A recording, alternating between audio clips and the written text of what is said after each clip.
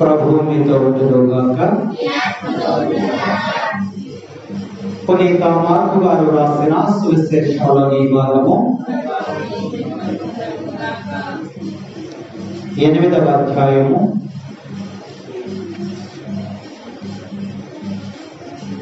27 నుండి 37 వచనాలు. యేసు శిష్యులతో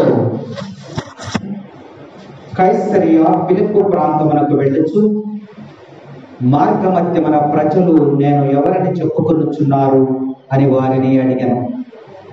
అందుకు వారు, కొందరు స్నాపకుడగు యోహాననియు, మరికొందరు ఏలియానియు లేదా మరి ఒక ప్రవక్తనియు చెప్పుకొనుచున్నారు అని. అప్పుడు యేసు, మరి నన్ను గురించి మీరు ఏమనుకుంటున్నారు అని వారిని ప్రశ్నింపగా, పేతురు, నీవు క్రీస్తువు అని ప్రత్యుత్తరం ఇచ్చను. అంతటా ఆయన తాను ఎవరైనది ఇతరులకు తెలుపరాదు అని వారిని ఆదేశించను. యేసు శిష్యులకు, మనుష్య కుమారుడు అనేక శ్రమలు అనుభవించి పెద్దలచే, ప్రధాన అర్చకులచే, ధర్మశాస్త్ర బోధకులచే నిరాకరింపబడి చంపబడి 3వ దినమున ఉద్ధానమగుట అగత్యము అని ఉపదేశించి వారికి ఈ విషయమును తేటతెల్లము చేశాను. అంతటా పేతురు ఆయనను ప్రక్కకు తీసుకుని పోయి అటుల పలికరాదని వారింపసాగాను. యేసు శిష్యుల వైపు తిరిగి పేతురును చూచి, సైతాను, నీవు నా వెనుకకు పొమ్ము. నీ భావములు మనుషులకు సంబంధించినవే కానీ దేవునికి సంబంధించినవి కావు అనెను. అంతటి యేసు జనసమూహములను శిష్యులను చేరపిలిచి, నన్ను అనుసరింపకోరువాడు తనను తాను త్యజించుకొని తన సిలువను మోసుకొని నన్ను అనుసరింపవలేను. తన ప్రాణమును కాపాడుకొని చూచువాడు దానిని పోగొట్టుకొను. నా నిమిత్తము, నా సువార్త నిమిత్తము తన ప్రాణమును దారపోయేవాడు దానిని దక్కించుకొను. మానవుడు లోకమంతటిని సంపాదించి తన ఆత్మను కోల్పోయిన వానికి ప్రయోజనమేమి? తన ఆత్మకు తుల్యముగా మానవుడు ఏమి ఇయ్యగలడు? ఇది క్రీస్తుని సువిశేషము. Praise the Lord, praise the Lord. తండ్రి వందనం, తండ్రి స్తోత్రం, యేసువా వందనం, యేసువా స్తోత్రం. Praise the Lord, praise the Lord, praise the Lord. ప్రభునందు ప్రియ సహోదరి సహోదరులారా, ఈ ఆదివారం ఉన్నటువంటి మొదటి పట్టణము, 2వ పట్టణము సువిశేషాలు. యేసు ఎవరు? యేసు ఎవరు? యేసు క్రీస్తు ప్రభు 2 ప్రశ్నలు మనకు వేస్తూ ఉన్నారు సువిశేషము. ఒకటి, నన్ను గురించి ప్రజలు ఏమనుకుంటున్నారు? 2వ ప్రశ్న,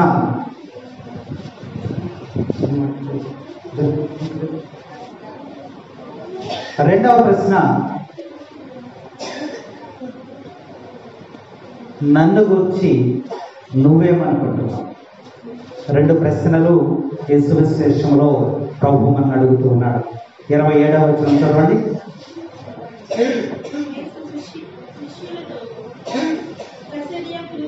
కైసరియా ఫిలిప్పు ప్రాంతములకు యేసు ప్రభు ప్రయాణమై వెళ్ళాను. మార్గ మధ్యమున ప్రజలు నేను ఎవరిని చెప్పుకొనుచున్నారు అని వారిని అడిగిన. యేసు ప్రభు పట్టినటువంటి మాటలు. యేసు ప్రభు ఏ ఊరు వెళ్ళాడమ్మా? కైసరియా ఫిలిప్పు అనే ప్రాంతాలకు వెళ్ళాడు. అక్కడ సువార్తను బోధించడానికి వెళ్ళాడు. అక్కడికి వెళ్ళిన తరువాత అక్కడ ప్రజలను చూసి యేసు ప్రభు శిష్యులను అడిగాడు, ఈ ప్రజలు నన్ను గూర్చి ఏమనుకుంటున్నారు? అప్పుడు వాళ్ళు అన్నారు, అయ్యా, మీరు బాప్తిసం ఇచ్చేటువంటి యోహానని, ఏలియాని లేదా ప్రవక్తలుగా ఒక ప్రవక్తని అనుకొనుచున్నారు అని చెప్పారు. అంటే యేసు ప్రభు ఎవరో వాళ్ళకి తెలియదు. ఎందుకనంటే కైసరియా ఫిలిప్పు ప్రాంతాలలో అన్య మతస్థులు ఎక్కువగా ఉన్నారట. క్రీస్తు అంటే ఎవరో తెలియనటువంటి వారు, తండ్రి దేవుడు అంటే ఎవరో తెలియనటువంటి వారు ఆ ప్రాంతంలో ఎక్కువ అన్య మతస్థులు నివాసం ఉండేటువంటి స్థలం.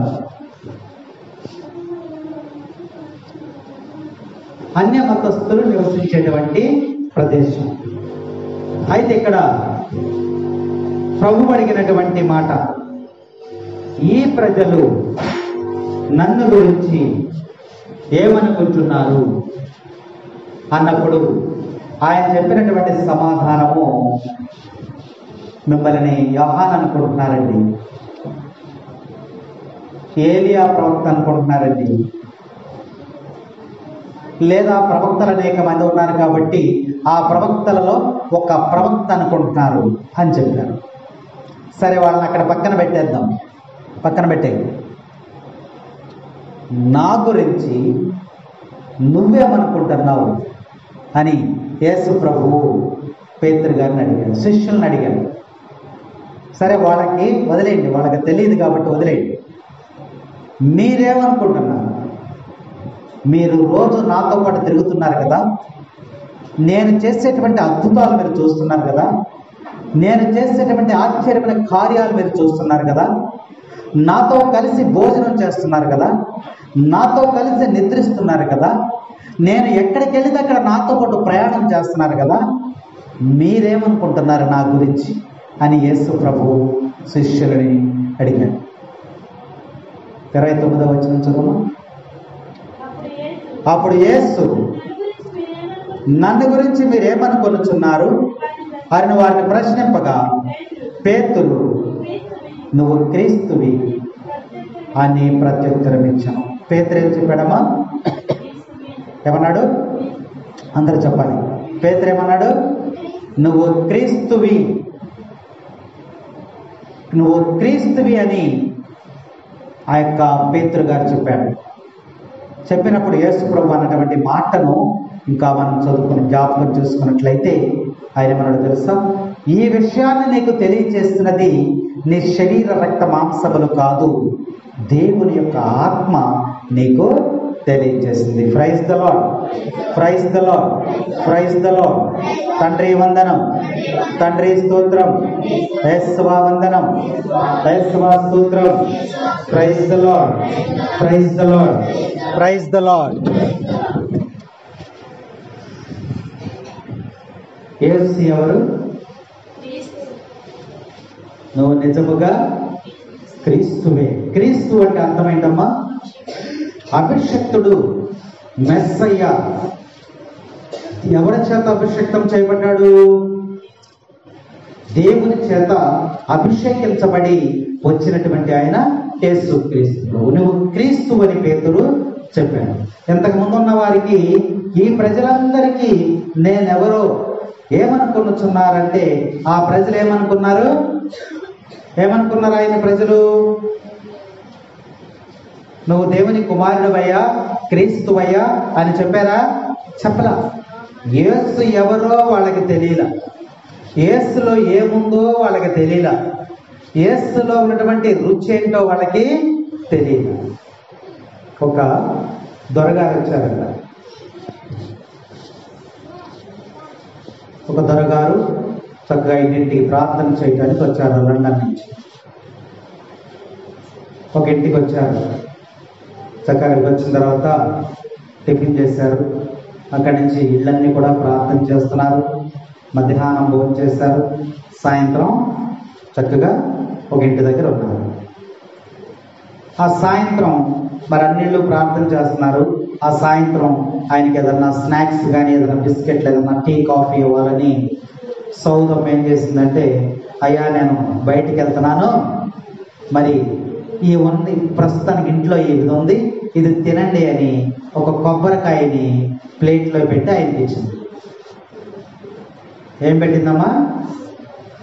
కొబ్బరికాయని అక్కడ పెట్టి ఆమె వెళ్ళిపోయింది, వేరే పని మీద వెళ్ళిపోయింది.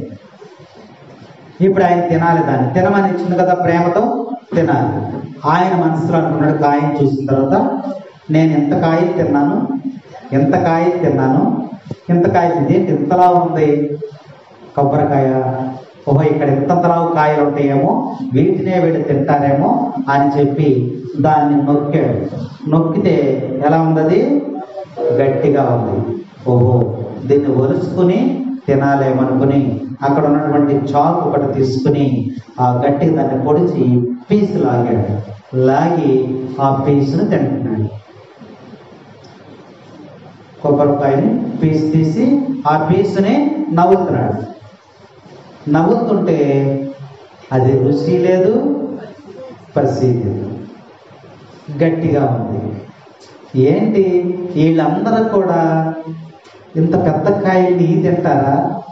నేను ఎప్పుడు తినలేదు, ఇదేంటి అసలు ఎలా తింటున్నారు దీన్ని అని బలవంతంగా ఒక పీస్ అంతా తిన్నాడు. అది రుచించక ఏం చేశాడు, ఈ పీస్ అంతా తీసి ప్లేట్లో పెట్టుకున్నాడు. పెట్టుకుంటే లోపల ఏముందమ్మా, టెంకాయ ఉంది. ఒకవేళ ఇది కూడా తిందామని చెప్పి దాన్ని కొరుకుతున్నాడు, టెంకాయని కొరుకుతుంటే అది నలుగుతుందా? నలగట్ల. టెంకాయ కూడా నలగట్ల. తీసి ఆ ప్లేట్లో పెట్టి ఇదేంటి ఎలాంటి కాయలు తింటున్నారేంటి వీళ్ళు అని చెప్పి ఆ ప్లేట్ని అక్కడే పెట్టేశాడు. ఆయన పైన చూసుకున్నాడు. తరువాత పొద్దుపోయిన తర్వాత ఆమె వచ్చిన తర్వాత అయ్యా మరి తిన్నారా అని అడిగితే, ఇదేం కాయలమ్మా, ఇది తీసి తిన్నాను, ఇది తింటే అసలు రుచి లేదు, పసి లేదు, ఇదేమో ఎంత లావు ఉంది, అదేమో కొరికి తింటుంటే కూడా ఏం అవ్వటం లేదు, మీరు ఎలాంటి కాయలు తింటున్నారేంటి అని చెప్పి అడిగినప్పుడు అన్నాడు, అయ్యా ఇది శ్రేష్టమైనటువంటి ఫలం, ఇది ఎలా తినాలో మీకు నిద్రపోతున్నారు అందరూ? మెలకుగానే ఉన్నారా? కళ్ళు తెరిచి నిద్రపోతున్నారా చేపలాగా? వినపడుతుందా? చెవులు గలవాడు వినుగాక అని ప్రభు దర్శన గ్రంథం 2వ అధ్యాయంలో చక్కగా తెలియజేస్తూ ఉంటాడు అనమాట. అంటే మీరు వింటలేదన్నమాట. అవునా? ఈమెమంది, ఆమె వచ్చేమంది, అయ్యా తిన్నావా అంటే, తినలేదమ్మా, ఏంటి మీరు ఎలాంటి కాయలు తింటున్నారు, మా ఫలాలు చక్కగా రుచిస్తాయి, ఈ ఫలాలు ఏంటి ఎలా ఉన్నాయి, అది రుచి లేదు, పసి లేదంటే ఆమె వచ్చి చూస్తే ఏం తిన్నాడు ఈయన? తొక్క తిన్నాడు. ఏం తిన్నాడమ్మా? తొక్క. అయ్యా తినవలసింది ఇది కాదు, తినవలసింది ఇది కాదు అని చెప్పి ఆమె ఏం చేసింది? పీస్ అంతా కూడా శుభ్రంగా చేసేసి టెంకాయను పగలగొట్టి ఒక గ్లాసులో నీళ్లు పోసి కొబ్బరంతా తీసి అక్కడ ప్లేట్లో పెట్టి దాని మీద కొంచెం పంచదార కట్ట చిమ్మి, అయ్యా ఇది తినాలి. అప్పుడు ఆయన తీసుకుని కొబ్బరిని చక్కగా తింటే చాలా రుచిగా ఉందమ్మా, చాలా రుచిగా ఉంది ఈ ఫలము అన్నాడు. ఆ నీళ్లు కూడా తాగినప్పుడు కూడా చాలా రుచిగా ఉన్నాయి, నా దప్పిక కూడా తిరింది అన్నాడు. అంటే ఇప్పటి వరకు కూడా ఆయనకి ఈ ఫలం ఏంటో ఆయనకి తెలియలేదు, ఇందులో ఏముందో ఆయనకి తెలియలేదు, దీని రుచి ఏంటో కూడా ఆయనకి తెలియలేదు. అందుకనే యేసుక్రీస్తు ప్రభు అక్కడికి వచ్చినప్పుడు నన్ను గూర్చి వాళ్ళు ఏమనుకుంటున్నారా అన్నప్పుడు ఈయనెవరో వాళ్ళకి తెలియదా, ఈయనలో ఏముందో వాళ్ళకి తెలియదా, ఈయనలో ఉన్న రుచి ఏంటో వాళ్ళకి తెలియదా. అందుకనే శిష్యుల్ని అడిగాడు 2వ ప్రశ్న, నన్ను గూర్చి మీరేమనుకుంటున్నారు అన్నప్పుడు ఆయన చెప్పడమ్మా, నువ్వు దేవుని యొక్క కుమారుడు అని చెప్పి ఇక్కడ పేతురు గారు చెప్తూ ఉన్నారు. ఇక్కడ వాక్యాన్ని మనం చూసినట్లయితే మత్తయి సువార్త 3వ అధ్యాయం 16వ వచనంలో చూసినట్లయితే దేవుడు చెబుతూ ఉన్నాడు. ఈయనెవరో దేవుడు చెబుతూ ఉన్నాడు. దేవుడు అక్కడ సెలవిస్తూ ఉన్నాడు. చూడండి అక్కడ ఏమని చెప్తున్నాడు. దేవుడు పలికినటువంటి మాట, ఈయన నా ప్రియ కుమారుడు, ఈయన యందే ఆనందము, తండ్రియ పలికెను తనయుని గూర్చి, నీకేమి తోచుచున్నది. ఈయన ఎవరంట? దేవుని యొక్క కుమారుడు. యేసుక్రీస్తు ప్రభు ఎవరు ఆయన అడుగుతున్నాడు. నేను ఎవరిని అని అడుగుతున్నాడు. ఎవరైనా దేవుని యొక్క కుమారుడు. అలాగే లూకా శుభవార్త 2వ అధ్యాయం 10వ వచనం 11వ వచనాలు చూసినట్లయితే అక్కడ దూతలు చెబుతూ ఉన్నాయి.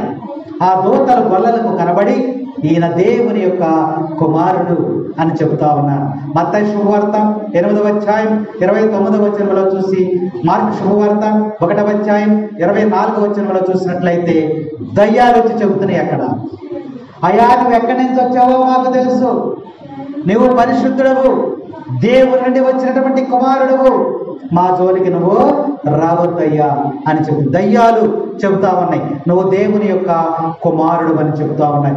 ఇంకా చూసినట్లయితే మత్తయి శుభవార్తలోనే 8వ అధ్యాయం 8వ వచనంలో చూసినట్లయితే శతాధిపతి చెబుతూ ఉన్నాడు. సైన్యములకు అధిపతి అయినటువంటి ఆ యొక్క శతాధిపతి, అయ్యా నువ్వు నా ఇంటికి రానవసరం లేదు, నువ్వు అక్కడుండి ఒక్క మాట పలికితే చాలు, నా సేవకునికి స్వస్థత వస్తుంది, నువ్వు దేవుని యొక్క కుమారుడు అని శతాధిపతి సెలవిస్తూ ఉన్నాడు. యోహాను శుభవార్త 9వ అధ్యాయం 30 నుండి 33 వచనాలు చూసినట్లయితే అక్కడ ఒక ఆయన మాట్లాడుతూ ఉన్నాడు, గుడ్డివాడు మాట్లాడుతూ ఉన్నాడు. ఏమని మాట్లాడుతున్నాడు తెలుసా? అయ్యా ఈయన ఎక్కడ నుండి వచ్చాడో మీరు తెలుసుకోకపోవట ఎంత ఆశ్చర్యకరము. కన్నులుండి కూడా ఆయన ఎక్కడి నుంచి వచ్చారో మీకు తెలియట్లేదు. కన్నులు లేనటువంటి గ్రుడ్డివాడినైనటువంటి నేను ఆయన ఎక్కడి నుంచి వచ్చాడో నాకు తెలుసు, మీకు తెలుసుకోలేకపోవట ఎంత ఆశ్చర్యం అంటున్నాడు. ఆ గ్రుడ్డివాడు చెప్తున్నాడు, ఈయన నిజముగా దేవుని యొక్క కుమారుడని ఆయన తెలియజేస్తూ ఉన్నాడు. కాబట్టి యేసు వేసినటువంటి ప్రశ్న, నన్ను గురించి మీరు ఏమనుకుంటున్నారు? నన్ను గురించి మీరు ఏమనుకుంటున్నారు? ఏమనుకుంటున్నారు మీరు ఇప్పుడు? యేసు ప్రభు అడుగుతున్నాడు మిమ్మల్ని, నన్ను గురించి మీరు ఏమనుకుంటున్నారు?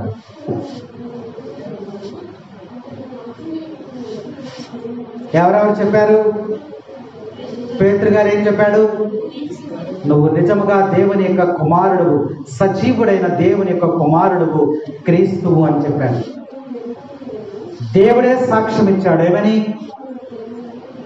నువ్వు నాకు ప్రియమైనటువంటి కుమారుడు, దేవుని యొక్క కుమారుడని. దూతలు చెప్పిని నువ్వు దేవుని యొక్క కుమారుడు అని. దయ్యాలు చెప్పిని నువ్వు దేవుని యొక్క కుమారుడు అని. శతాధిపతి చెప్పాడు నువ్వు దేవుని యొక్క కుమారుడు అని. గురుడివాడు చెప్పాడు నువ్వు దేవుని యొక్క కుమారుడు అని. లూకా శుభవార్త 1వ అధ్యాయం 32వ వచనం చూసినట్లయితే అక్కడ దేవదూతలు చెప్తూ ఉన్నాయి. చదువు. లూకా శుభవార్త 1వ అధ్యాయం 32వ వచనం.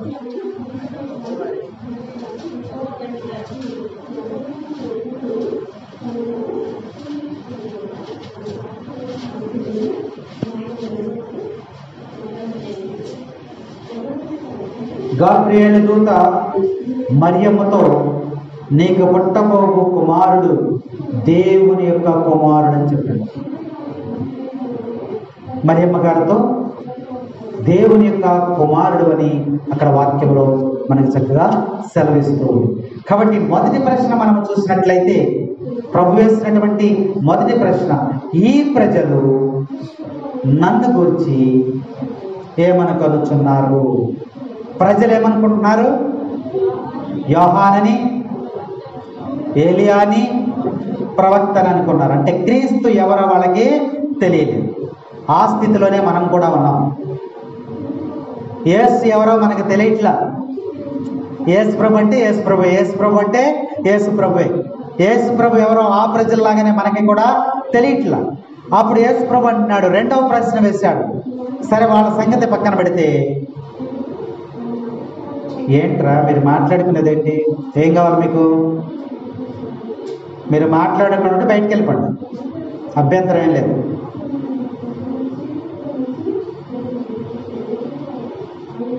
దేవాలయంలో ఉన్నప్పుడు జాగ్రత్తగా కూర్చోవాలి.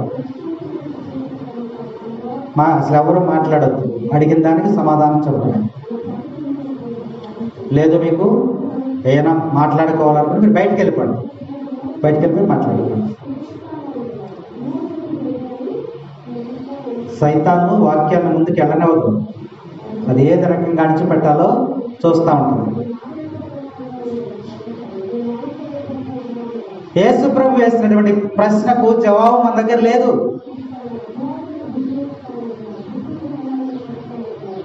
పరీక్షలు రాస్తారు పిల్లలు, ఒక ప్రశ్న ఉంటుంది, మీ గ్రామము పేరు ఏమి అని ప్రశ్న ఇచ్చారు. వెంకటేశ్వరరావు అని రాత్రి సరిపోద్దా? ఆన్సర్ అయినది మీ గ్రామము పేరు ఏమి అన్నప్పుడు ఏం రాయాలి? మీ ఊరు పేరు రాయాలి. అది కరెక్ట్ సమాధానం. అంతేగాని మీ గ్రామం పేరు ఏమి అన్నప్పుడు వెంకటేశ్వరరావు అని రాస్తే అది కరెక్టా? కాదు. అందుకని యేసుప్రభు అడుగుతున్నాడు ఈరోజు. ఏమని అడుగుతున్నాడు? నన్ను గూర్చి నీవు ఏమను, మీరంటలా నిన్ను అడుగుతున్నాడు, నువ్వు ఏమనుకుంటున్నావు అని నిన్ను ప్రశ్నేస్తున్నాడు. నువ్వు ఆన్సర్ ఇవ్వాలి కదా. ఏంటి ఆన్సరు? అయా నీవు సజీవుడైన దేవుని కుమారుడవు. Praise the Lord, praise the Lord, praise the Lord, praise the Lord. 31వ వచనం చూద్దాం. 31వ వచనం చూద్దాం.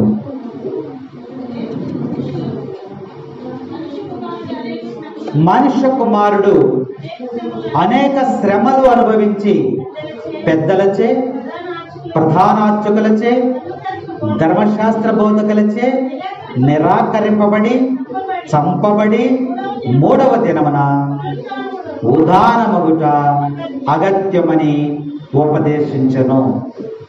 ఈ 31వ వచనంలో మనం చూస్తే శ్రమలు ఉన్నాయి. పేతురు గారి ఆలోచన ఏంటి? యేసు ప్రభు రాజు అవుతాడు, రాజు అయితే ఒక అధికారం వస్తుంది, ఆ అధికారం వస్తే అందులో నేను యేసు ప్రభు పక్కనే ఉన్నాను కాబట్టి నేను మంత్రిని అవ్వచ్చు అని కలలు కంటున్నాడు. ఆ సమయంలో యేసు ప్రభు చెప్పిన మాట ఏంటో తెలుసా? ఈ మనుష్య కుమారుడు అనేక శ్రమలు అనుభవించాలి, పెద్దలచే, ప్రధానార్చకులచే, ధర్మశాస్త్ర బోధకులచే నిరాకరింపబడి చంపబడి సమాధిలో ఉంచబడి 3వ నాడు తిరిగి లేస్తాడని యేసుప్రభు చెప్తున్నాడు. ఇదేంటి యేసుప్రభు ఇలా చెప్తున్నాడేంటి? ఈయన గురించి మేము ఎన్నో ఊహించుకుంటున్నాము.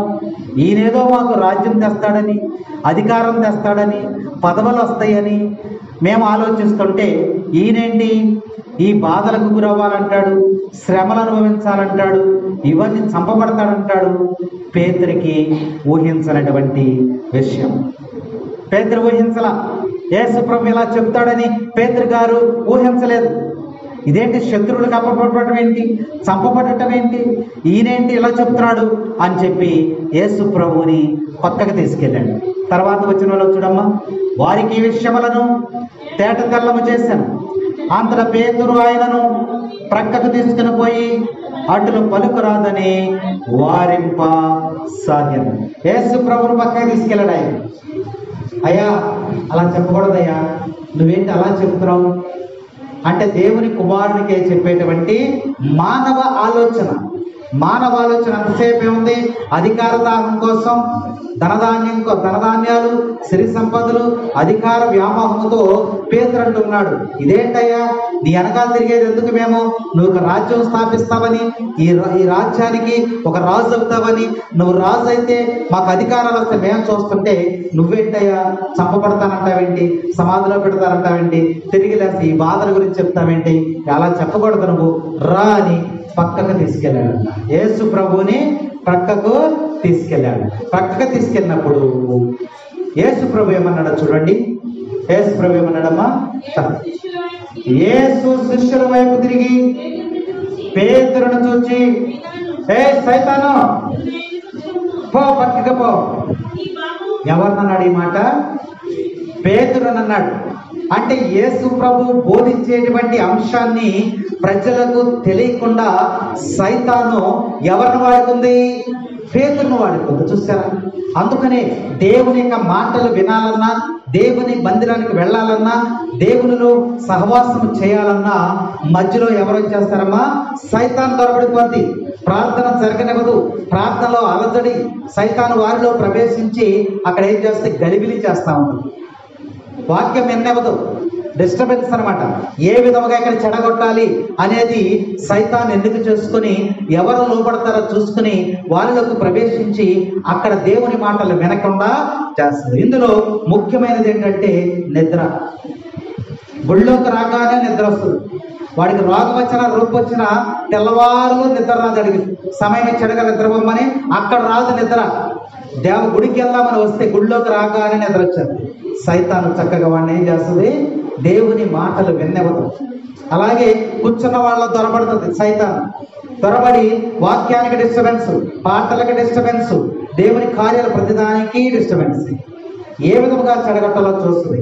యేసు ప్రభువు ఏం చెప్తున్నాడు అక్కడ? అయ్యా, దేవుని రాజ్యం ఉంది, ఆ రాజ్యాన్ని స్థాపిస్తాను. నేనే మార్గము, నేనే సత్యము, నేనే జీవము. నా ద్వారానే దైవరాజ్యంలోనికి ప్రవేశించాలి. నేను దేవుని వచ్చినటువంటి కుమారుడిని అని చెప్పి దేవుడు తను తాను ఎరికపరుచుకుని చెప్తా ఉంటే సైతాన్ ఎవరిలోకి ఏంటి ఈయన ఎక్కడ చెప్తున్నాడు, ఈయన చెప్పకూడదని చెప్పి సైతాన్ ఎవరిలోకి వెళ్ళింది? పేతురులోకి వెళ్ళింది. పేతురులోకి వెళ్ళి ఈయనంటే ఎలా చెప్తాడు అని గబగబా వెళ్ళి యేసు ప్రభువుని పక్కన తీసుకొచ్చాడు. పక్కన తీసుకు, అయ్యా మీరు అలా చెప్పకూడదయ్యా, మీరు రాజ్యాన్ని స్థాపించాలయ్యా, మీరు అలా చెప్పకూడదు అన్నప్పుడు యేసు ప్రభువుకు కోపం వచ్చింది. అది సైతాన్ని గమనించాడు ఆయన. వెంటనే, ఏ సైతాను, నా నుంచి అవతలికి పారిపో, అవతలికి పో అని చెప్పి ప్రజల ఎదుట పేతురును పిలిచి సైతానుని గద్దించినట్లుగా 32వ వచనంలో ప్రభువు చక్కగా మనకి బోధిస్తూ ఉన్నాడు. చదువు 32వ వచనం. 33. యేసు శిష్యుల వైపు తిరిగి పేతురును చూచి, సైతాను, నువ్వు నా వెనుకకు పొమ్ము. నీ భావములు మనుషులకు సంబంధించినవి కానీ దేవునికి సంబంధించినవి కావు. పేతురు మాట్లాడినటువంటి మాటలు ఎవరి మాటలయ్యి? సైతాను మాటలు. దేవుని లోకమునకు సంబంధించినటువంటి మాటల్ని, అంతేగాని దేవునికి సంబంధించినటువంటి మాటలు కాదు. దేవుని దగ్గర నువ్వు లోకముల గురించి మాట్లాడుతున్నావంటే, లోక విషయాలు నువ్వు మాట్లాడుతున్నావంటే సైతాను నీలో ప్రవేశించినట్లే. దేవాలయంలో కూర్చుని నువ్వు బయట విషయాల గురించి నువ్వు చర్చిస్తున్నావంటే సైతాను నీలో ప్రవేశించినట్లే. ప్రభు మనకు స్పష్టంగా తెలియజేస్తుంది. సైతాను అవతలికి పొమ్మని పేతురును పిలిచి, అంటే పేతురులో ప్రవేశించిందని ఆయన గమనించాడు. గమనించి పేతురుని శిష్యులందరి దగ్గరికి పిలిచి పేతురుని గద్దించాడు. అక్కడ అంటే సైతానుని గద్దించాడు. గద్దించిన వెంటనే సైతాన్ ఏం చేస్తా అక్కడి నుంచి వెళ్ళిపోయింది. నీ మాటలన్నీ కూడా లోకమునకు మనుషులకు సంబంధించినవే కానీ దేవునికి సంబంధించినవి కావు అని ప్రభు అక్కడ హెచ్చరిక చేస్తూ ఉన్నాడు. ఒక అతనికి 80 సంవత్సరాలు వచ్చినాయండి. ఒక అతనికి ఎన్ని? 80 సంవత్సరాలు వచ్చినాయి. అనారోగ్యం వచ్చేసింది, లేవలేకపోతున్నాడు. హాస్పిటల్కి తీసుకెళ్ళిపోయారు. వైద్యం చేశారు డాక్టర్లు. చేసిన తర్వాత, అయ్యా ఈయనకి బతకడు, మహా ఉంటే ఒక వారం రోజులు ఉంటాడు, తీసుకెళ్ళిపోమన్నాడు. తీసుకొచ్చేసారు ఇంటికి. తీసుకొచ్చేసిన తర్వాత ఇంటి దగ్గర ఉన్నాడు, మంచంలో పడి ఉన్నాడు. మంచంలో పడి ఉండగా మరి అయ్యా ఫాదర్ గారిని తీసుకొచ్చి మరి ప్రార్థన చేపిద్దాం అని చెప్పేసి అనుకుని వాళ్ళు ఏం చేశారు, ఒకరోజు ఫోన్ చేసి అయ్యా ప్రార్థన చేతకి రమ్మని పిలిస్తే ప్రార్థన చేయడానికి వెళ్ళాము. ప్రార్థన చేశారు.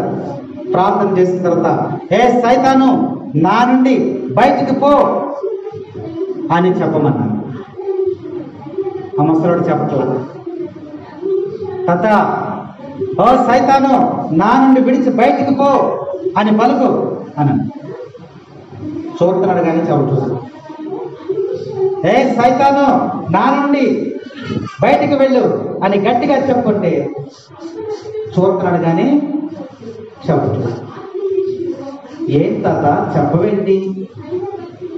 సైతాను నీలో ఉంది, బయటికి వెళ్ళిపోతే నువ్వు గద్దించి చెప్పు అంటే అప్పుడు ఆ తాత ఏమంటున్నాడో తెలుసా? అయ్యా, నేను చనిపోతాను కదా, పరలోకం వెళ్తానో నరకానికి వెళ్తానో నాకు తెలియదు. ఒకవేళ నరకానికి వెళ్ళాను అనుకో, ఎరా మనం మీ ఇంటికి వచ్చినప్పుడు నువ్వేమన్నావు? ఏ సైతాను పో అన్నావు నన్ను అని గుర్తుపెట్టుకుని నన్ను బాగా హింసిస్తాడేమో. ఎందుకయ్యా గొడవ? ఏది జరిగితే అది జరుగుతులే పోనీ అన్నాడంట. సైతాన్ వెళ్తుందా? వెళ్తుందమ్మా? నువ్వే అవకాశం ఇస్తే సైతాన్ వెళ్తుందా?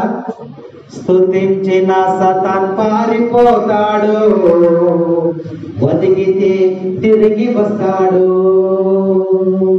స్తుతించిన సతాన్ పారిపోతాడు, ఒదిగితే తిరిగి వస్తాడు. స్తుతించే పాడి కోటను కూర్చదం, స్తుతుల శక్తితో ఎరికో పట్టణం. స్తుతించే పాడి కోటను కూర్చదం, స్తుతుల శక్తితో ఎరికో పట్టణం. స్తుతించిన సతాన్ పారిపోతాడు, ఒదిగితే తిరిగి వస్తాడు. నువ్వు ఒదిగేవా, నీలో నివాసం ఏర్పరచుకుంటాడు. అందుకనే ఏ సైతాను నా నుండి బయటికి పో అని గద్దించినట్లయితే, దేవుని నామాన్ని స్తుతించినట్లయితే నీలో సాతాను ఏమైపోద్దామా? బయటికి వెళ్ళిపోద్ది. అందుకనే వాక్యం మనకి చక్కగా హెచ్చరిక చేస్తా ఉంది. దేవుణ్ణి స్తుతించిన వారందరూ కూడా, గొర్రెల కాపరి స్తుతించాడు, సైతానా పొమ్మని దేవుణ్ణి స్తుతించాడు, ఆయన రాజుగా మారిపోయాడు. యోనా ఎక్కడ స్తుతించాడమ్మా? యోనా ఎక్కడ స్తుతించాడు? యోనా ఎక్కడ స్తుతించాడు? యోనా తెలుసా? మనోరు యోనా కాదు, తెలుసా? బైబిల్లో ఉంది యోనా. ఎక్కడ స్తుతించాడు? చాప కడుపులో యోనా స్తుతించెను, చాప కడుపులో యోనా స్తుతించెను. విడుదల పొంది నిన్నవే చేరెను, విడుదల పొంది నిన్నవే చేరెను. స్తుతించిన సతాన్ పారిపోతాడు, ఒదిగితే తిరిగి వస్తాడు. స్తుతించిన సతాన్ పారిపోతాడు, ఒదిగితే తిరిగి వస్తాడు. అందుకనే వాక్యం మనకి ఇక్కడ హెచ్చరిక చేస్తా ఉంది. 33వ వచనంలో మనం చూసినట్లయితే, మరి పేతురు గారిని యేసు ప్రభు గద్దిస్తూ ఉన్నాడు. హే సైతాను, నువ్వు నా వెనకకి పోము, ఇక్కడి నుంచి అవతలకి వెళ్ళిపో అని గద్దించినట్లుగా వాక్యం మనకి తెలియజేస్తూ ఉంది. యాకోబు రాసినటువంటి లేఖ 4వ అధ్యాయం 7వ వచనం ఒకసారి మనం జ్ఞాపకం చేసుకుందాం. యాకోబు రాసిన లేఖ 4వ అధ్యాయం 7వ వచనం. కావున దేవునికి విధేయులు కండు సైతానును వ్యతిరేకించుడు, అప్పుడు ఆ సైతాను మిమ్మలను విడిచి దేనిని వ్యతిరేకించాలంట? సైతానుని వ్యతిరేకించాలి. ఈ ముసలుడికి చెప్పాడమ్మా? చెప్పలా. వాడికి ఏం భయం పట్టుకుంది? అక్కడికి వెళ్ళిన తర్వాత వాడు హింసిస్తాడేమో అని చెప్పి వాడు ఏం చేస్తాడు? సైతానుని ఎదిరించలేకపోయాడని వాక్యం మనకి చక్కగా తెలియజేస్తా ఉంది. 34వ వచనం ఒకసారి చూద్దాం.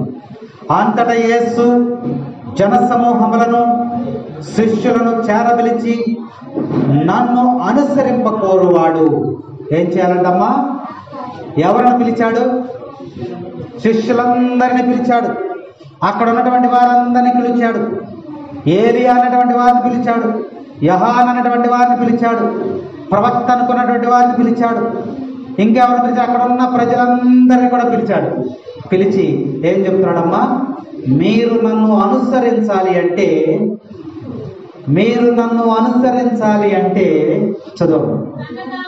తన్ను తాను త్యజించుకొని తన సిలువను మోసుకొని నన్ను ప్రభువుని వెంబడించాలంటే, నన్ను అనుసరింపకూడవాడు దేవుని వెంబడించాలి అంటే, దేవునితో సహవాసం చేయాలంటే, దేవునితో పాటు నడవాలి అనుకుంటే ఏం చేయాలో ప్రభువు చెప్తున్నాడు. మనం ఎవరిని అనుసరిస్తున్నామమ్మా?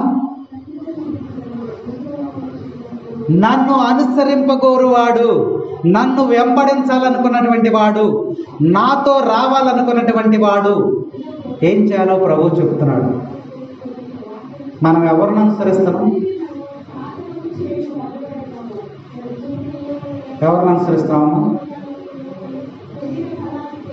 లోకమును అనుసరిస్తాము. ఎవరిని అనుసరిస్తా ఉన్నాం? లోకమును అనుసరిస్తా ఉన్నాం. అంతేనా? లోకములు ఏం జరుగుతుందో దానిని మనము అనుసరిస్తా ఉన్నాం. ఎఫెసీయులకు రాసిన లేఖ 5వ అధ్యాయము 1వ వచనం. ఎఫెసీయులకు రాసిన లేఖ 5వ అధ్యాయము 1వ వచనం.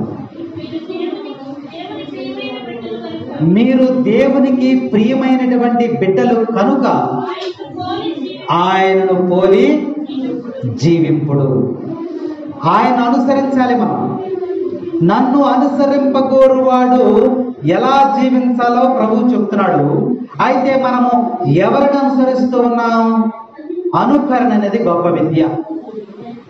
పిల్లలను చూడండి, దేనిని అనుకరిస్తున్నారమ్మా? చాలా మంది స్త్రీలేంటి, పురుషులేంటి, దేనిని అనుకరిస్తున్నారమ్మా? సినిమా యాక్టర్లను అనుసరిస్తున్నారు.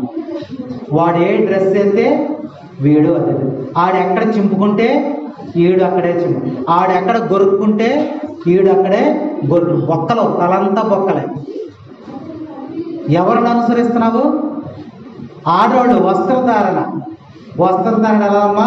ఎక్కడ చింపుకుంటున్నారమ్మా? ఆడవాళ్ళు కూడా భుజాలు చింపేసుకుంటున్నారు, పొట్ట దగ్గర చింపేసుకుంటున్నారు. ఫ్యాషన్ అంటే అదేమనంటే ఎవరిని అనుసరిస్తున్నావు నువ్వు? అనుకరణ. ప్రభు చెప్తున్నాడు నన్ను అనుసరించి ఉండాలంటే ఎలా? మనం ఎవరిని అనుసరిస్తున్నాం? ప్రభువుని అనుసరించమని దేవుడు చెప్తున్నాడు. మనము లోకమును, టీవీ సీరియల్ చూడటం, ఆమె జాకెట్ ఎక్కడ చింపుకుంటే మనం కూడా అక్కడే చింపేసుకుంటాం. ఆమె ఎక్కడ మేకప్ వేసుకుంటే మనం కూడా అక్కడే మేకప్ వేసేసుకుంటాం. బాయ్స్ ప్యాంట్లు, చక్కని ప్యాంట్లు చింపేసుకుంటున్నారు, కోసేసుకుంటున్నారు.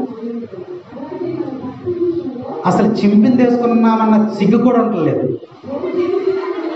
ఒకప్పుడు బట్ట చిరిగిపోతే దానికి పిన్నిసి పెట్టుకుంటాకే సిగ్గుపడేవాడు. అలాంటిది ఇవాళ చింపేసుకుని వెళ్ళిపోతున్నాడు. తర్వాత ప్యాంట్లు కంటే చివర్లు పీసులు పీసులు పీసులు పీసులు పీసులు పీసులు పెచ్చోడు వేసుకునేవాళ్ళు. అప్పుడు అసలు పెచ్చోడెవడో మంచోడెవడో కూడా తెలియట్లా. అంత భయంకరమైనటువంటి అనుసరణ జరుగుతూ ఉంది. ఈ టీవీ సీరియల్ చూస్తున్నారు కదా, ఈ టీవీ సీరియళ్ళు, ఈ చెన్ని చూడటం, వీటిని బట్టి తల చక్కగా, దేవుడిచ్చిన తల నల్లగా చక్కగా ఉంటుంది. దీనికి గులాబీ రంగు, ఎరుపు రంగు, కోతి రంగు రంగులు వేసేసుకుని ఆడెవడో పిచ్చోడు వేసుకుని ఆడిని చూసి ఈడు జుట్టు చక్కగా దూకోరా బాబంటే ఇటు మొత్తం కొరికేస్తున్నాడు, ఇటు మాత్రం కన్ను పూడిపోతుంది, ఇటు మొత్తం తీసేస్తున్నాడు. ఇటు పక్క, ఈ పక్కన ఉంచేసి ఇది కన్ను మీద ఇక్కడికి వచ్చేస్తుంది. అదేమనంటే ఎట్లా ఎగరేయాలి మధ్య మధ్యలో. ఎంత అసహ్యంగా తయారయ్యారంటే అనుకరణ అలా ఉంది. కానీ ఎఫెసీయులకు రాసిన లేఖ 5వ అధ్యాయము 1వ వచనములో దేవుడు చెప్తున్నాడు, మీరు దేవునికి ప్రియమైనటువంటి బిడ్డలు కనుక ఆయనను పోలి జీవించుడి. క్రైస్తవులు ఆయనను పోలి జీవించాలి. కాబట్టి ఒక స్నేహితుడు ఉన్నాడంట, అనుకరణ ఎంత అవమాన పాలు చేస్తుందో సిగ్గు తెలియట్లా, మనుషులకి సిగ్గు తెలియట్లా. మొన్న ఒక ఆమె ఒక చోట బర్త్డే అని చాక్లెట్లు పెట్టడానికి వచ్చింది. చాక్లెట్లు చక్కగా పంచుతుంది.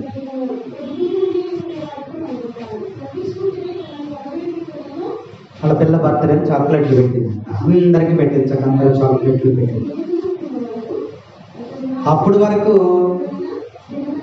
నేను ముందే ఉన్నా, అందరికి పెట్టించక వెళ్ళిపోయేటప్పుడు వెనక్కి తిరిగి వెళ్ళిపోతుంది. వెళ్ళిపోయేటప్పుడు ఏం కాబట్టి మనకి వెనకేగా, అసలు వెనకాల ఏం లేదమ్మా ఆమెకి, జాకెట్కి వెనకాల ఏం లేదు. ఇటు పక్కన ఒక తాడు, ఇటు పక్కన ఒక తాడు, ఈ రెండు ముడేసుకుంది.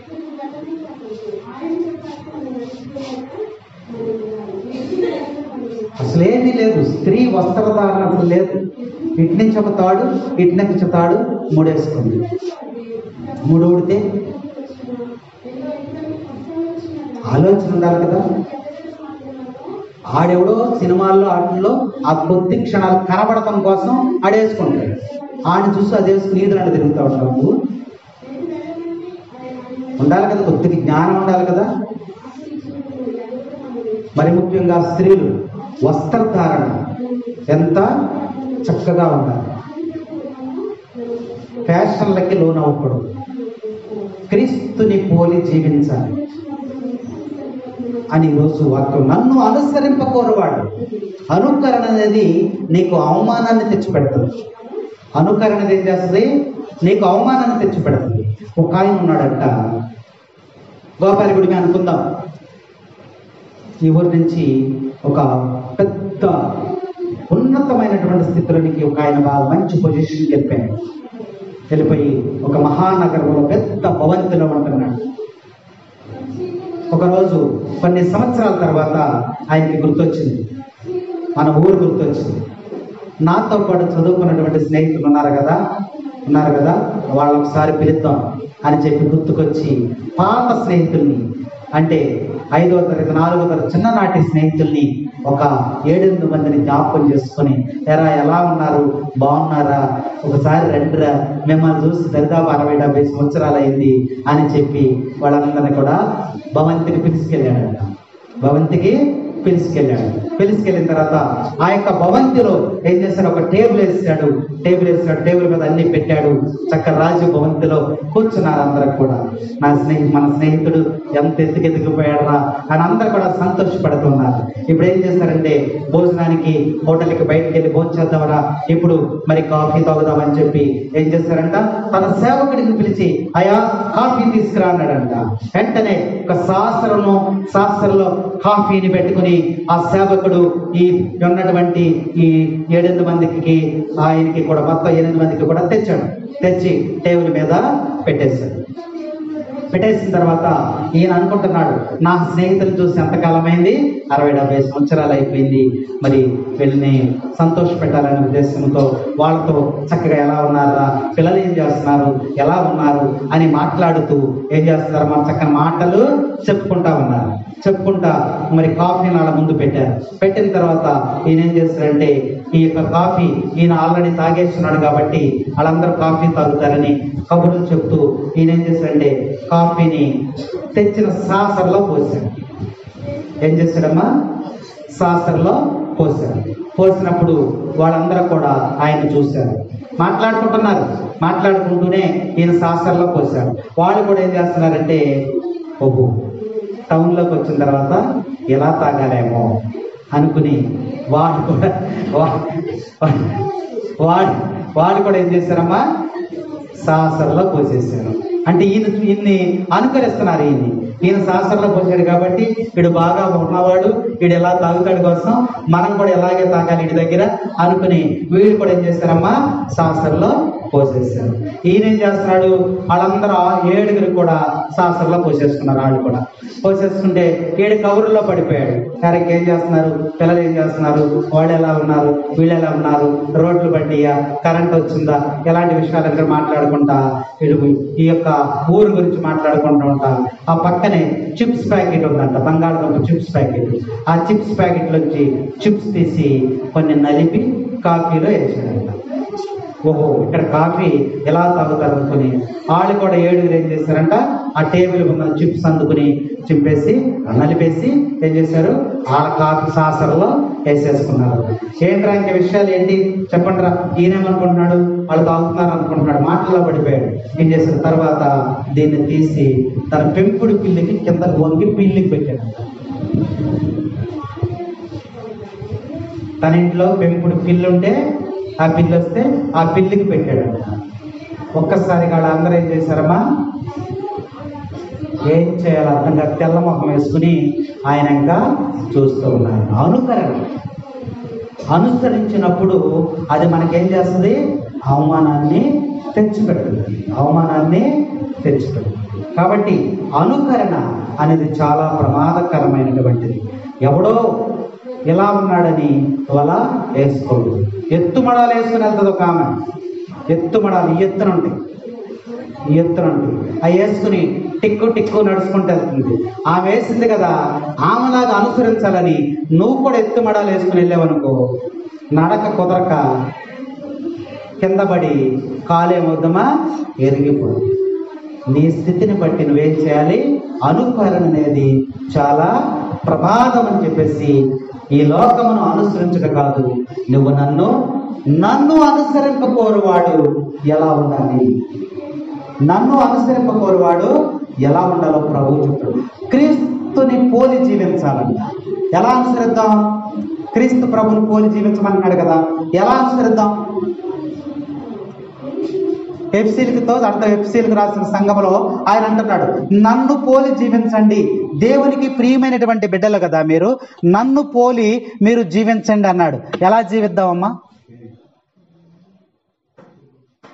ఆయన పోలికలాగా యేసు ప్రభు వేసుకున్న అంగి వేసుకుని తిరుగుదామా? నన్ను పోలి జీవించమని ప్రభువే చెప్తున్నాడు. ఎలా జీవిద్దాం మరి? ఆయన పోలికలో జీవించాలి కదా. ఎలా జీవిద్దాం? చెప్పమ్మా, చెప్పు. తెలిసింది చెప్పాలి. తగ్గించుకొని జీవించాలి అంటే ఎత్తు. మనల్ని మనము ఏం తగ్గించుకోవాలి? మనలో ఏం తగ్గించుకోవాలి అమ్మా? మన ప్రవర్తన తగ్గించుకోవాలా? అంటే నెమ్మదిగా నడవకూడదా? మనలో ఉన్నటువంటి కోపమును తగ్గించుకోవాలి, మనలో ఉన్నటువంటి అసూయను తగ్గించుకోవాలి, మనలో ఉన్నటువంటి స్వార్థమును తగ్గించుకోవాలి, మనలో ఉన్నటువంటి గర్వమును తగ్గించుకోవాలి, మనలో ఉన్నటువంటి అహంకారమును తగ్గించుకోవాలి. అంతేనా? అంతేగాని ఎత్తును తగ్గించుకోవటం, కుర్చీ మీద కింద కూర్చోవటం అయి కాదు. మనలో ఉన్న గర్వము అహంకారాలని తగ్గించుకొని ప్రభువును పోలి జీవించటం అంటే అది. తర్వాత ఆయన ఇతరుల బాధల పట్ల ఎలా స్పందించారో అలా మనం స్పందించాలి. అది పోలి జీవించటం అంటే. కుష్టి వ్యాధిగ్రస్తుడు అక్కడ ఉన్నాడు కదా, ఎన్ని సంవత్సరాల నుంచి ఉన్నాడమ్మా? ఎన్ని సంవత్సరాల నుంచి? 38 సంవత్సరాల నుంచి అక్కడ ఉన్నాడు. 38 మర్చిపోయా. 38 సంవత్సరాల నుంచి అక్కడ జీవించాడు. అందరూ చూస్తున్నారు, వెళ్తున్నారు. ఎవరన్నా సహాయం చేశారా? చేయలే. యేసు ప్రభు వచ్చి ఆయనతో మాట్లాడుతున్నాడు. అయ్యా, నువ్వు ఇక్కడ ఎన్ని సంవత్సరాల నుంచి కూర్చున్నావు అంటే, నేను 38 సంవత్సరాల నుంచి కూర్చున్నాను అయ్యా అన్నాడు. మరి ఈ లోపు నీకు ఎవరు సహాయం చేయలేదా అంటే, నాకెవరు మానవ మాతృలు ఎవరు కూడా నాకు సహాయం చేయలేదయ్యా అన్నాడు. నేను నీకు సహాయం చేస్తాను, నేను నీకు సహాయము చేస్తాను అన్నాడు. అంటే యేసు ప్రభువు ఇతరుల యొక్క బాధల పట్ల ఎలా స్పందించాడో అలా నువ్వు చేయగలగాలి. అది ఆయనను పోలి జీవించటం అంటే. ఇంకేమన్నా చెబుదామా?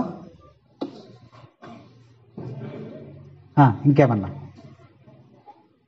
తనను విమర్శించినటువంటి వారికి ఆయన ఎలా జవాబిచ్చాడో అలాగే మనము కూడా జవాబిచ్చేటువంటి వారిగా ఉండాలి.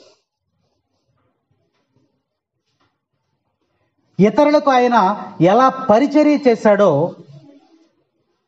మనము కూడా ఇతరులకు పరిచర్య చేసేటువంటి స్వభావం కలిగి ఉండాలి. మనుషులను ఏ విధముగా ఆయన గౌరవించాడో, అధికారులను ఏ విధముగా గౌరవించాడో, రాజులను ఏ విధముగా గౌరవించాడో అలాగే మనము మన తోటి వారి ఎడల మనము గౌరవం కలిగించాలి. అది క్రీస్తుని పోలి జీవించుట. అంతేగాని యేసు ప్రభు జుట్టు బారుగా పెంచుకున్నాడని మనం యేసు ప్రభులాగా జుట్టు పెంచుకోని అవసరం. ఆయన తండ్రి అయినటువంటి దేవునికి ఎలా విధేయుడయ్యాడో అలాగే నీవు కూడా విధేయత కలిగి జీవించాలి. ప్రభువుని పోలి ఉన్నటువంటి అది యెషయా గ్రంథము 50వ అధ్యాయము 10వ వచనం.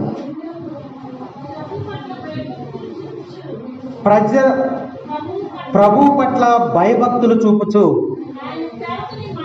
ఆయన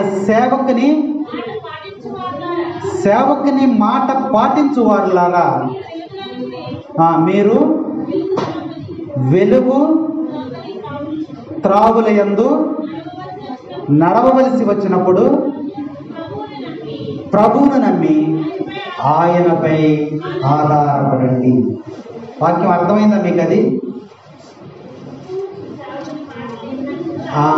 చూడండి, అక్కడ నువ్వు సేవకుని హెడ్డింగ్ ఏమన్నా చదువు పైన, జనులు సేవకుని అనుసరింపవలేను. మన ప్రథమ సేవకుడైనటువంటి క్రీస్తు ప్రభువుని పోలి మనము జీవించాలి, ఆయనను అనుసరించాలి, ఆయనకు విధేయులై మనము జీవించాలి. ఆ విధేయులై జీవిస్తే అప్పుడు ఏం జరుగుతుందో చక్కని వాక్యాల్లో చక్కగా రాయబడి ఉంది. ఏమని రాయబడి ఉంది?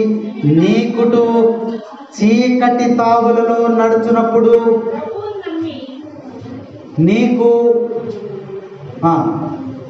చీకటి తావులలో నడిచినప్పుడు ప్రభువు నీకు తోడుగా ఉంటాడని వాక్యం మనకి చక్కగా ఇక్కడ హెచ్చరిక చేస్తా ఉంది. ఎక్కడ నడిచినప్పుడు మా వాక్యం చదువు మళ్ళా.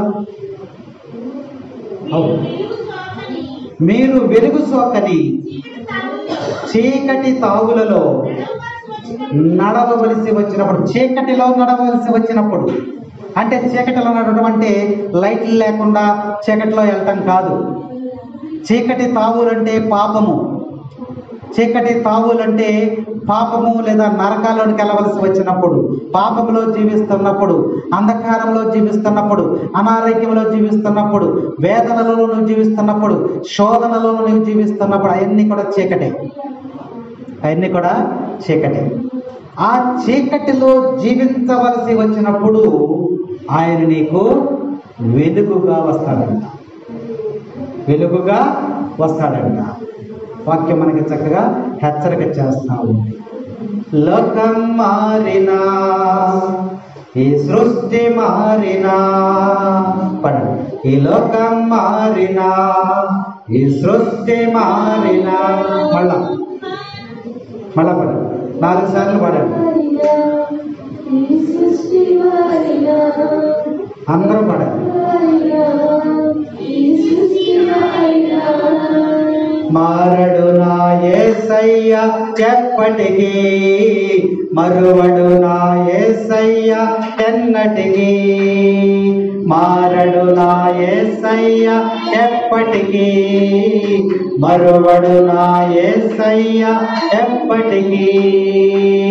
ఆయనే నా ప్రభువు, ఆయనే క్రీస్తు ప్రభువు, ఆయనే నా ప్రభువు, ఆయనే క్రీస్తు ప్రభువు.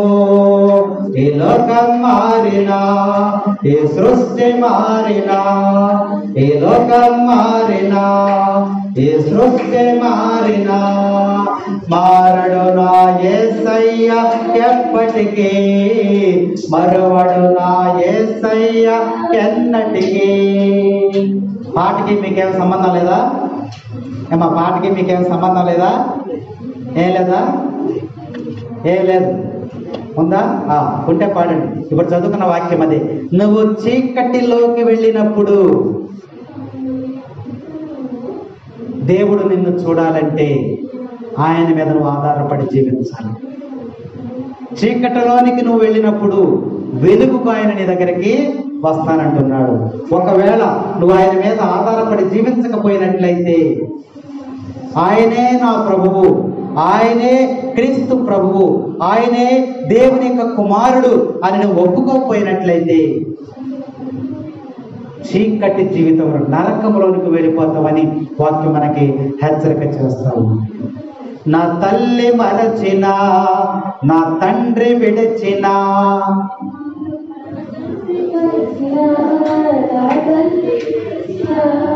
నా తల్లి మరచిన, నా తండ్రి విడిచిన,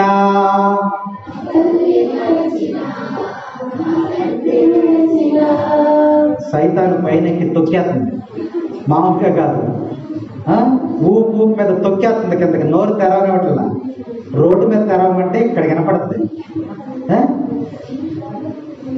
నా తల్లి మరచినా, నా తండ్రి విడచినా, నా తల్లి మరచినా, నా తండ్రి విడచినా, నా తల్లి మరచినా, నా తండ్రి విడచినా, మరువడు నా యేసయ్య ఎప్పటికీ, విడువడు నా యేసయ్య ఎన్నటికీ, మరువడు నా యేసయ్య ఎప్పటికీ, విడువడు నా యేసయ్య ఎన్నటికీ.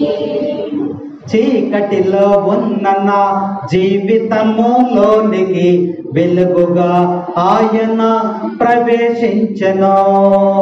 చీకటిలో ఉన్న నా జీవితములోనికి వెలుగుగా ఆయన ప్రవేశించెను. ఆయనే నా ప్రభువు,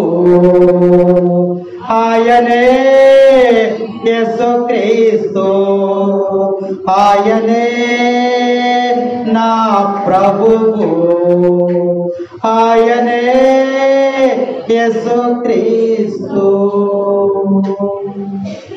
ప్రభువునందు ప్రియ సహోదరి సహోదరులారా, 34వ వచనములో జనములందరినీ కూడా పిలిచి, శిష్యులందరూ కూడా పిలిచి ఆయన అంటూ ఉన్నాడు, నన్ను అనుసరించండి. మీరు నాకు ప్రియమైనటువంటి బిడ్డలు, నన్ను అనుసరించండి, లోకమును అనుసరించవద్దు. అనుసరించాలంటే ఏం చేయాలంట? తన్ను తాను త్యజించుకొని త్యాగం చేయాలి. ప్రభువుని వెంబడించడం అంటే మాటలు కాదు, ప్రభువుని వెంబడించడం అంటే మాటలు కాదమ్మా, అనుసరించాలి. కన్య మరియను ఒకసారి జ్ఞాపకం చేసుకోండి. కన్యకగా గర్భము ధరించింది, ఆమె త్యాగం చేసింది.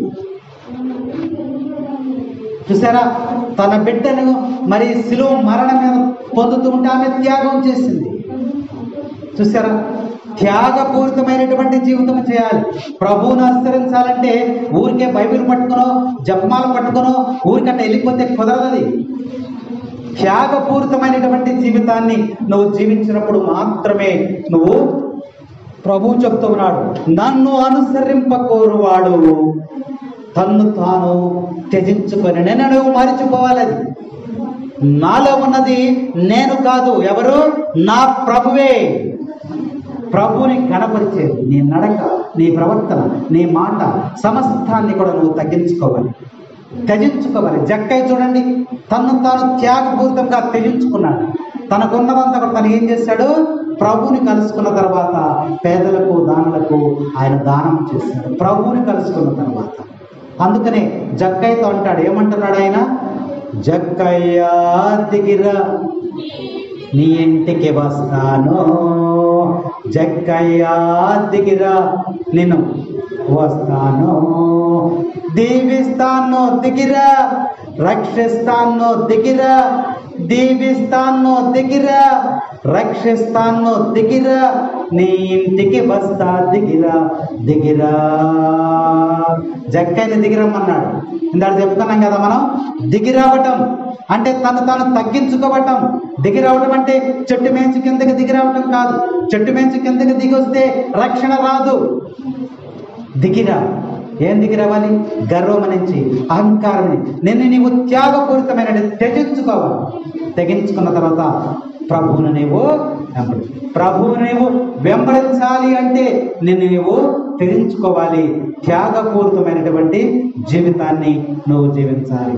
అబ్రహాము ధనవంతుడు కదా, ధనవంతుడైన అబ్రహాము గొప్ప ధనవంతుడు ఆయన.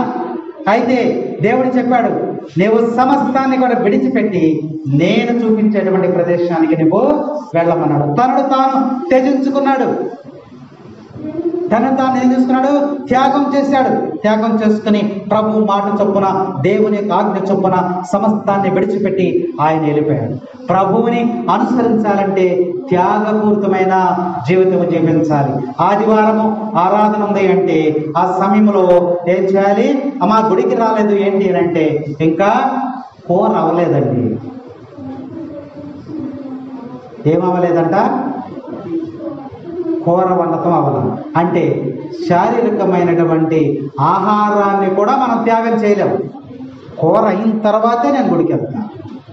కూర అవ్వకుండా గుడికి వెళ్ళను. ఎందుకు? కూర అవ్వాల. అనుసరణ అంటే అది కాదు. నిన్ను నీవు త్యజించుకొని ప్రభువుని నీవు వెంబడించమని ప్రభు చెప్తున్నాడు. తర్వాత మాట ఏముందమ్మా? నన్ను అనుసరింపకోరువాడు తనను తాను త్యజించుకొని తన సిలువను మోసుకొని. ప్రభువుని వెంబడించాలంటే